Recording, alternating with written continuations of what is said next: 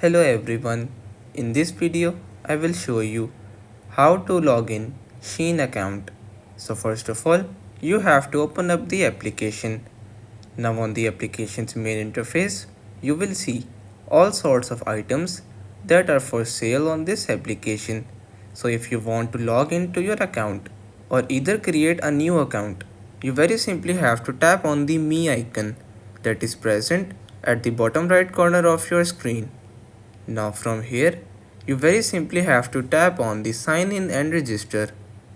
Now over here, you can either use your email or your phone number to create your account, but I will simply tap on continue with Google and use my Google account to create an account on the Shein application.